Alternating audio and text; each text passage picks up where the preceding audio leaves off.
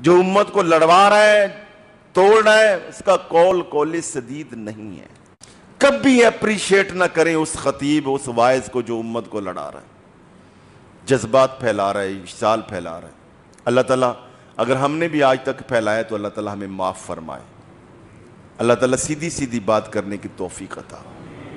یہ سب کو, ہمیں اپنے ذاتی معاملے میں بھی اور اجتماعی معاملے. ہماری صورتحال یہ ہو گئی ہے, چھوٹے چھوٹے اختلافات,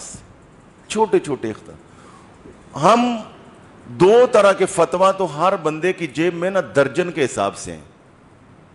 ایک جیب میں کفر کا درجنوں, کافر, دوسری میں منافق. تھوڑا سا اختلاف رائے ہوا نہیں, بس پھر وہ کیا.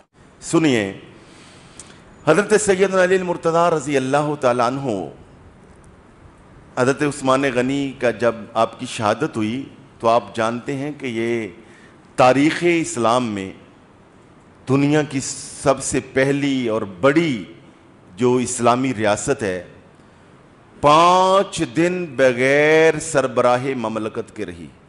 آپ کی شہادت کے بعد حالات ایسے بن گئے کہ ملک کا وزیر اعظم ہی نہیں, 5 دن ملک کا ہیڈ ہی نہیں, امیر ہی نہیں, خلیفہ ہی نہیں, 5 دن ریاست اس کے بغیر رہی. اس قدر حالات عجیب بن. کیوں نہیں تھا؟ ایک گروہ پیدا ہو گیا تھا, وہ کہتا ہے جی چھوڑے ملک کو, چھوڑے ریاست کو, ادھر آئیں, پہلے حضرت عثمان غنی کا بدلہ لیں, پہلے مجرموں کو قرار واقعی سزا دیں گے, پھر دوسری بات ہوگی. 5 دن اسی کشمکش میں رہے. پھر ان کو اب سزا کون سنائے؟ سربراہ تو ہے ہی نہیں ملک کا, قاضی القضاء تو ہے نہیں. تو یہ عجیب صورتحال بن گئی.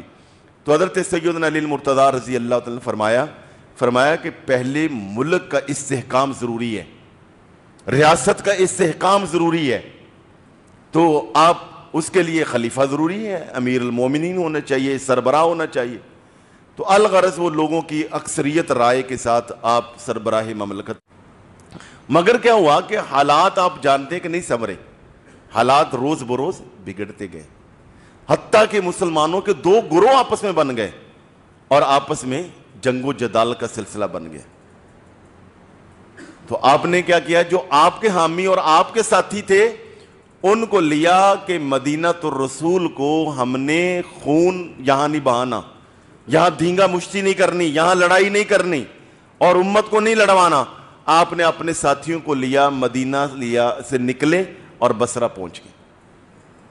کسی نے آپ کو سوال کیا کہ جناب آپ بصرہ کیوں جا رہے ہیں؟ آپ نے فرمایا لڑائی سے بچنے کے لیے, جنگ سے بچنے کے لیے.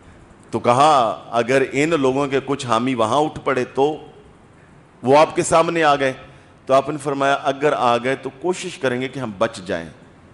اس کا پنجابی میں ترجمہ یوں کہا جائے, ہم کوشش کریں گے کہ ان کو منہ ہی نہ لگائیں, بچیں گے. کہا آپ بچیں گے, وہ پھر آگے آ گئے تو پھر کیا کریں گے؟ آپ نے کہا تارکونا, ہم ترک کر دیں گے, ان کو چھوڑ دیں گے, گویا ان کو منہ نہیں لگائیں گے, لڑائی کا ماحول نہیں بنائیں گے. سوال کرنے والے نے کہا حضرت آپ نے منہ ادھر کیا, وہ ادھر آ کے کھڑے ہو جائیں گے, وہ ہر حال میں آپ پر جنگ مسلط کر.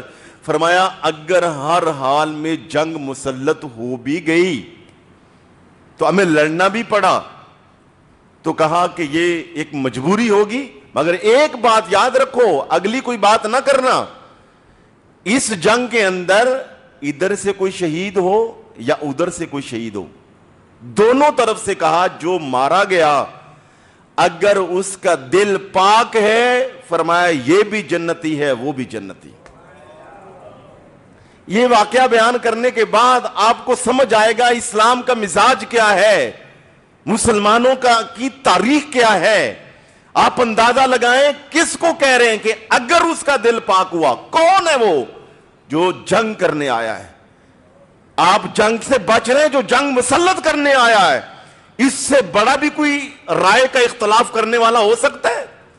اتنی بڑی رائے سے اختلاف کرنے والا شخص کہ آپ جنگ سے بچ کے مدینہ سے بصرہ آئے اور بصرہ میں آ کے پھر بچے اور اس نے پھر جنگ مسلط کی جس گروہ نے, یہ اس کا نمائندہ ہے. اور آپ کہتے ہیں اگر وہ ہمارے ہاتھوں سے مر گیا اور اس کا دل پاک ہوا تو یہ جنتی ہے.